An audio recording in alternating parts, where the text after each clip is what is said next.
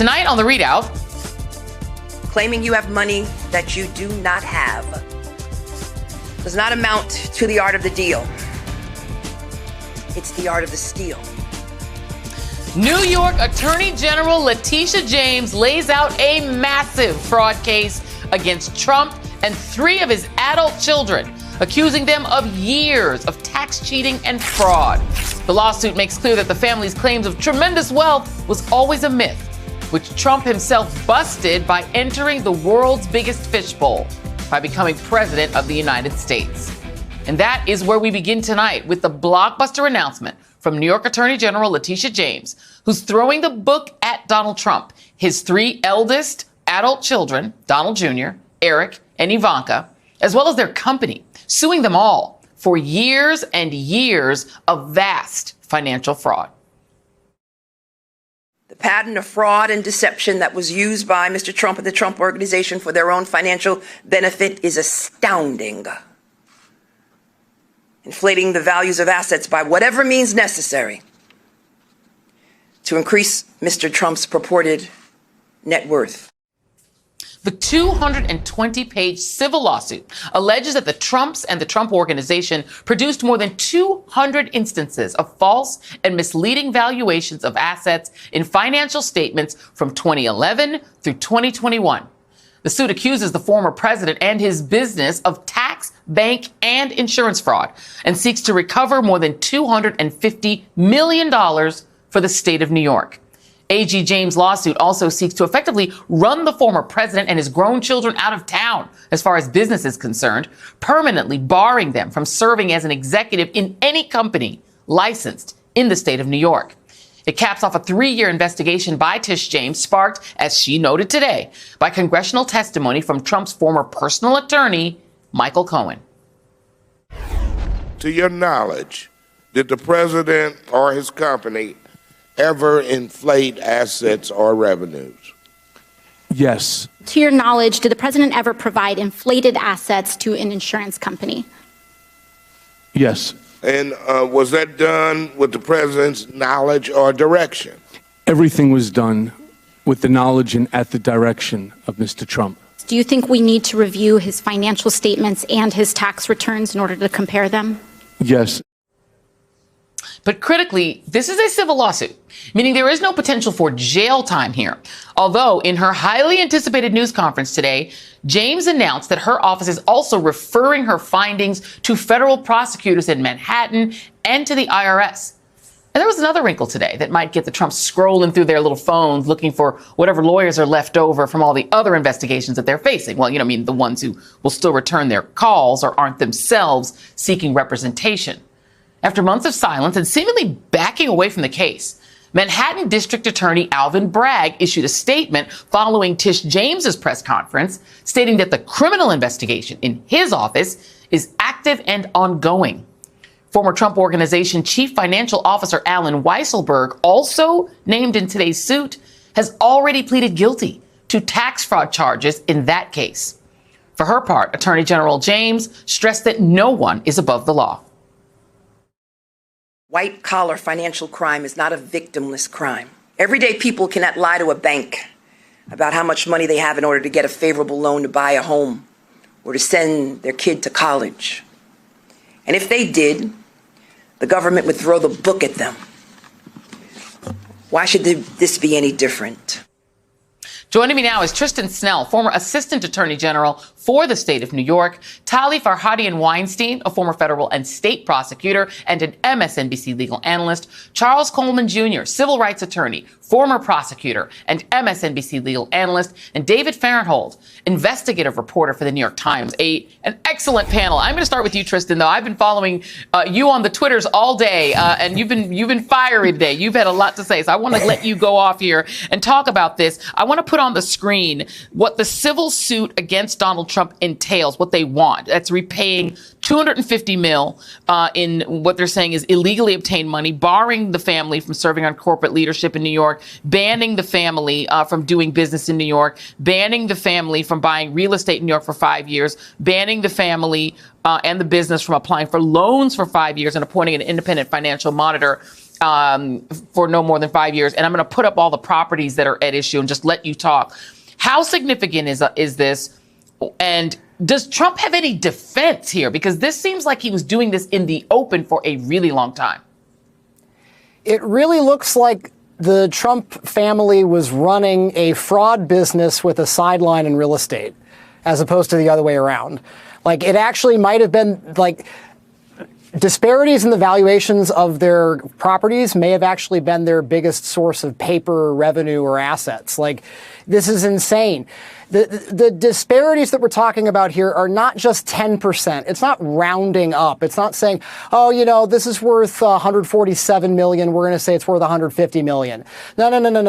This was 1,000% bigger, 3,300% bigger. If any of us did this, we wouldn't just be liable for fraud. We'd be headed to jail. This would be the equivalent of an American saying that their house, the appraisal says your house is worth $300,000, and then you turn around and say, oh, it's actually worth 30 million. It's actually worth 100 million, and thinking you're going to get away with that. So, yeah, I mean, I could go on for quite a long time about all of this, but the question that you had about, like, you know, exactly what defense does he have here?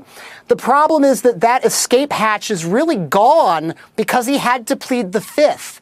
The fact that he pled the fifth to 440 different questions means that he doesn't really have any legs to stand on here, because anything that he might say in defense, the AG's office is going to be able to say, well, you already basically admitted to it. Because every time he said, I plead the fifth, substitute the words, I did it, it was me, I confess. And then that's how you... Yeah. Go on. Finish your thought. No, that was it. I mean, it really cuts off the escape hatch there. There really isn't a whole lot of room for him to wiggle his way out of this. That's why he tried to settle it. He tried to settle this matter. And that is another little nugget that came out today that I thought was very interesting, that there was a settlement offer, Charles Coleman, that was put on the table by the Trump side, which the attorney general said, no, we rejected that. She's like, my door is always open. We weren't trying to settle. And I just wanted to amplify what Tristan was saying. This is it. It's long. It's 200 and something odd pages. I'm not through it all yet. But I just want to go to this nugget here that's inside of this filing. Donald Trump lives, one of the places he lives, Charles, is in Trump Tower, the one that everybody knows, the one on Fifth Avenue. This thing was built in the 80s, like 1987. This is an old building. It's a 30-plus-year-old building. He claimed that his apartment in Trump Tower, which is old, is 10,996 square feet. That's what we know. And he claimed that the apartment was 30,000 square feet and worth $327 million. And that would be $29,738 per square foot. And she says this, the filing says this, that price was absurd given the fact that at that point, only one apartment in New York City, one, had ever sold for even $100 million at $10,000 a square foot. And to make it worse, there's a building on 57th Street, that tall, super tall building. One of the most expensive apartments in that building, my incredible hairdresser just pointed out to me earlier today, I give Coco the credit for it, that's priced at $250 million now. How could he have possibly gone to any institution, financial institution, and said, no, my old apartment is worth $327 million, Charles? Well, how could he defend himself possibly?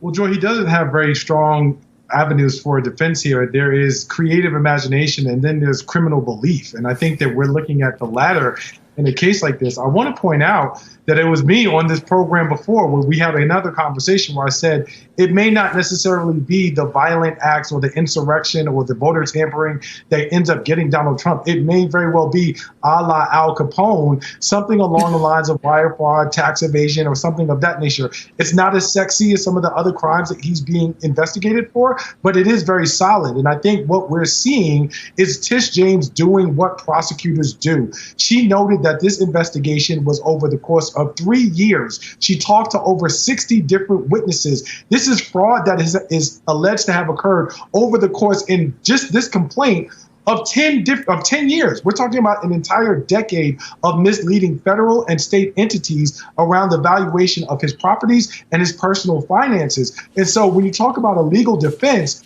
trust and believe that there is nothing that is in this complaint which has not been thoroughly vetted and checked and investigated. And that's why she could stand up and make the proclamation that she did today in announcing this complaint. And so there is not much that he has to do in terms of wiggle room, further supported by the fact that he tried to settle it, because he also understands that despite the myriad criminal investigations that he's facing, this is a serious issue that he does not have the firepower to contend with. And Tally, what was also intriguing today was the referrals. So you do have this now referral, not just to the IRS, but to the feds. And that's interesting. But what I also found interesting was the response from the Manhattan District Attorney, Alvin Bragg, who we will all recall, we did the story on this show, a couple of his prosecutors quit because he seemed to be backing away from essentially the same case. And to the point that's been made, I think, by both of your fellow guests here, this is known behavior. Donald Trump has been getting away with this for a decade at least. No one's ever done anything about it. The person who logically you'd think would have done it is the current and previous Manhattan District Attorney, who never did anything about it for all those years. What do you think, what kind of pressure is now on Bragg's office? Because he did put out a statement saying, no, our investigation is still ongoing. Well, indeed, Joy, this is awkward because it says pretty much on the first page of this complaint that Trump and his associates and his family committed a host of crimes under state law. And then it drops a footnote and says the federal prosecutors who have jurisdiction here, too, might want to look into it. I read that as A.G. James saying that she does not expect the Manhattan District Attorney's Office to be looking into it. And, I think it's important to say that the order of things usually is that you bring the criminal case first, and then the civil case is either a chaser or a parallel proceeding, because the kind of accountability that you get in a criminal prosecution is much more important, severe, resonant with what has happened than civil accountability. And so she reaches that conclusion. And as you reported, we have known that pretty much the same facts were presented to the Manhattan District Attorney.